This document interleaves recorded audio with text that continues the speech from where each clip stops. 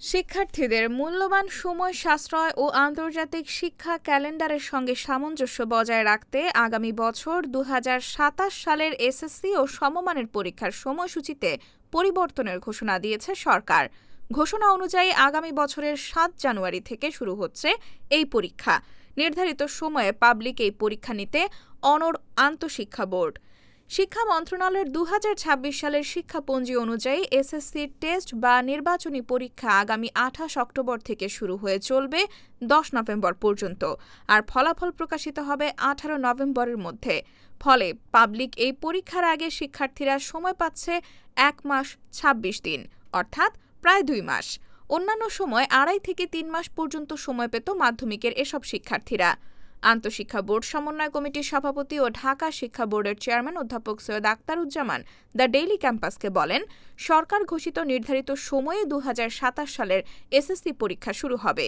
এর আগে নির্ধারিত সিলেবাস শেষ করেই টেস্ট পরীক্ষা নিতে হবে। পরীক্ষার সময় পেছানোর কোনো সুযোগ নেই। অন্যান্য বছর শিক্ষার্থীরা এসএসসি পরীক্ষার আগে প্রায় ২ থেকে ২.৫ মাস সময় পেলেও এবার অনেক কম সময় পাচ্ছে। এতে কোনো ধরনের প্রভাব পড়বে কিনা জানতে চাইলে তিনি বলেন, শিক্ষার্থীদের সিলেবাস শেষ করেই টেস্ট পরীক্ষা নেওয়া হবে। এতে তারা প্রস্তুতি নিয়েই পরীক্ষায় অংশ নিতে পারবে। তাই প্রতিষ্ঠান প্রধানদের বলবো, তারা যেন নির্ধারিত সময়ে সিলেবাস শেষ করে শিক্ষার্থীদের প্রস্তুত করে তোলেন। এদিকে দীর্ঘদিন ধরে এসএসসি পরীক্ষা ফেব্রুয়ারির শুরুতে এবং এইচএসসি পরীক্ষা এপ্রিলের শুরুতে অনুষ্ঠিত হয়ে আসছিল।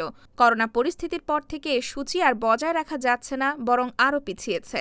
চলতি ২০২৬ সালের এসএসসি পরীক্ষা শুরু হয়েছিল গত ২১ এপ্রিল, আর এইচএসসি পরীক্ষা শুরু হয় ২ জুলাই। রাজধানীর Saint Gregory High School and কলেজের অধ্যক্ষ Brother Placid Peter Rebeiro CSE the Daily ক্যাম্পাসকে বলেন, নির্ধারিত সময়ে সিলেবাস শেষ করে অক্টোবর মাসের দ্বিতীয় সপ্তাহ থেকে টেস্ট পরীক্ষা নেব। এতে আমাদের শিক্ষার্থীরা যথেষ্ট সময় পাচ্ছে। নাম প্রকাশে অনিচ্ছুক রাজধানীর সেনাবাহিনী পরিচালিত এক শিক্ষা প্রতিষ্ঠানের কয়েকজন শিক্ষক দ্য ডেইলি ক্যাম্পাসকে বলেন, ৭ জানুয়ারি পরীক্ষার তারিখ নির্ধারণ করার ফলে শিক্ষার্থীরা টেস্টের পর সময় কম পাচ্ছে।